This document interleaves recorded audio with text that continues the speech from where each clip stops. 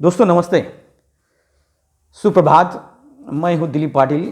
मैं आपको हिंदी साहित्य के अंतर्गत एक विधा जिसका नाम है यात्रा साहित्य, उस विधा की ओर ले जाने वाला हूँ।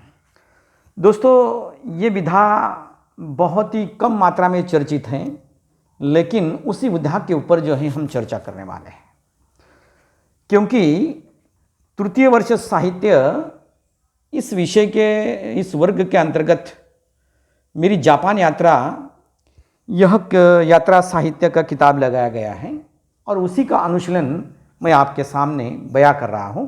उससे पूर्व हम जानेंगे कि यात्रा साहित्य विधा का सैद्धांतिक विवेचन क्या है, यात्रा साहित्य, उसका अर्थ, उसकी परिभाषा, उसके तत्व एवं प्रकारों के ऊपर जो है हम प्रकाश डालने वाले हैं। दोस्तों मनुष्य जो है शुरू से लेकर अनादिकाल से लेकर जो है वो प्रकृति का बहुत ही प्रेमी है, बिल्कुल सच्चा प्रेमी है। प्रकृति के ऊपर जो है वो प्रेम करता है और उसी प्रकृति में वो घूमना भी चाहता है और उसका स्वभाव भी वैसा ही है। एक जगह पर भी जल अगर ठहर जाता है तो उसमें बदबू आ जाती है, बदबू निकलनी शुरू हो जाती है। ठीक इसी प्रकार जो मनुष्य है वह भी एक जगह पर ठहर जाता है तो इसके विचार जो है कुंठित होने लग जाते हैं। विचारों को प्रवाहित करने के लिए और अपने मन को भी, अपने भावों को भी प्रवाहित करने के लिए वह शुरू से घुमक्कड़ स्वभाव का है और उसी घुमक्कड़ स्वभाव उसको यात्रा पर निकलने के लिए बाधित करता है और वो यात्रा पर निकल जाता है। ठीक उसी यात्रा साहित्य के ऊपर हमें चर्चा करनी है। मनुष्य एकमात्र ऐसा प्राणी है जो साहित्य की निर्मित करता है। मनुष्य अपने अनुभव और ज्ञान राशि के आधार पर कलात्मक दृष्टि से आनंद प्राप्ति की भावना से साहित्य में परावर्तित कर पीढ़ी दर पीढ़ी को संक्रमित करता है। साहित्य मनुष्य के ज्ञान एवं अनुभव को मिलाजुला रूप है जो लिपिबद्ध होकर प्रस्तुत होता है और वह सुरक्षित रहता है। दोस्तों हम देखेंगे कि यात्रा साहित्य अर्थ, परिभाषा, तत्व एवं प्रकार क्या है। यात्रा साहित्य मनुष्य की यात्रा वृत्ति की उपज है। यात्रा वह शब्द स्त्रीलिंगी है। यात्रा शब्द की उत्पत्ति या प्लस स्ट्रन या धातु में स्ट्रन प्रत्यय लगाकर हुई है। यात्रा शब्द के कई अर्थ हैं। पंडित गणेश दत्त शास्त्री इन्होंने यात्रा शब्द का अर्थ स्पष्ट करते हुए लिखा है, जितने की इच्छा से राजाओं का गमन इसे एक प्रकार का उत्सव भी माना गया है, किंतु यह यात्रा का परिपूर्ण अर्थ प्रतीत नहीं होता। यात्रा शब्द का अर्थ स्पष्ट करने के लिए कुछ निम्न संस्कृत विद्वानों के मत यहाँ पर मुझे ऐसे लगते हैं कि रखने चाहिए। उसमें पंडित चतुर्वेदी हैं, यात्रा माने सफर, एक स्थान से दूसरे स्थान पर जाने की क्रिया, वो ऐसा कहते हैं।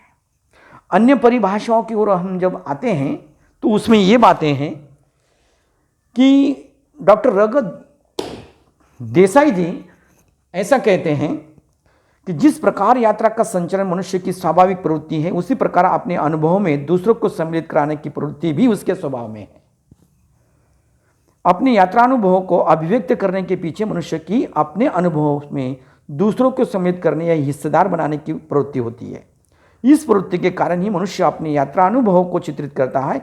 इसे यात्रा वृत्तांत कहते हैं, ऐसे देसाई जी कहते हैं।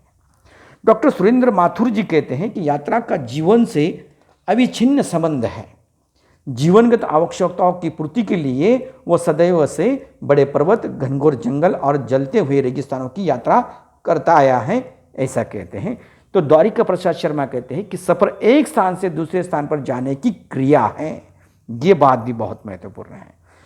दोस्तों यात्रा साहित्य के कुछ तत्व हैं, वो तत्व से पूर्व मैं आपको उसकी पूर्व पीठिका समझा देता हूं। व्यक्ति या लेखक के प्रवृत्ति पर यात्रा साहित्य की रचना बहुत निर्भर करती है। व्यक्ति की कल्पनाशीलता, ज्ञान संपदा, अनुभव और अभिव्यंजना, संवेदना और सौंदर्य दृष्टि की पद्धति, ये ऐसे कुछ महत्वपूर्ण तत्व हैं जो यात्रा साहित्य को आकार देते हैं। यह तत्व यात्रा वृत्तांत में जगह जगह संचालित होते हैं और यात्रा साहित्य को जीवंतता प्रदान करते हैं। लेखक इन तत्वों के साथ साथ अन्य तत्वों को सहजता से समेटकर आत्मीयता के साथ यात्रा वृत्तांत की रचना करता है। यात्रा वृत्तांत लिखते समय पहले उन दृश्यों को लेखक अपने अंदर देखता है, स्मृतियों में सैर करता है, नोट्स देखता है, छायाचित्रों को देखता है और फिर लेखन कार्य शुरू करता है। दोस्तों इस प्रकार की यात्रा वृत्तांत लिखा जाता है। यात्रा वृत्तांत करते समय लेखक में कल्पनाशीलता का होना भी आवश्यक है। छायाचित्रों को देख कल्पनाशीलता के आधार पर वह यथार्थ और सौंदर्यात्मक वर्णन करता है। छायाचित्रों के कारण वृत्तांत में जीवंतता आ जाती है। जो लेखक यात्रा वर्णन को लिखता है उसके लिए कल्पना प्रवणता के साथ रोचक वर्णन की जोड़ भी मिलाना आवश्यक होती है। तो दोस्तों, ये बातें बहुत महत्वपूर्ण है यहाँ पर कि कोई भी यात्रा वृत्तकार, यात्रा वृत्तांतकार या यात्रा लिखने वाला जो लेखक हैं उसके पास कल्पनाशीलता रहना बहुत आवश्यक है। अगर उसके पास कल्पनाशीलता नहीं है तो वो यात्रा साहित्य नहीं लिख सकता। उसके पास में बहुत सारे छायाचित्र हैं लेकिन वो कल्पना ही नहीं कर सकता। किस प्रकार का सौंदर्य उसमें वो डाल सकता है ये लेखक के ऊपर निर्भर होता है। अगर वह उसमें सौंदर्य बहुत डाल देता है और अपनी कल्पना का विकास के स्तर पर जो है वह आगे चढ़कर जब तैयार होता है तो बहुत सुंदर प्रकार से यात्रा वृत्तांत लिखा जा सकता है। दोस्तों, हम अगले भाग में जो है यात्रा साहित्य के तत्व किस प्रकार होते हैं उन तत्वों के ऊपर जो है हम प्रकाश डालेंगे। तब तक हम रुकते हैं। धन्यवाद।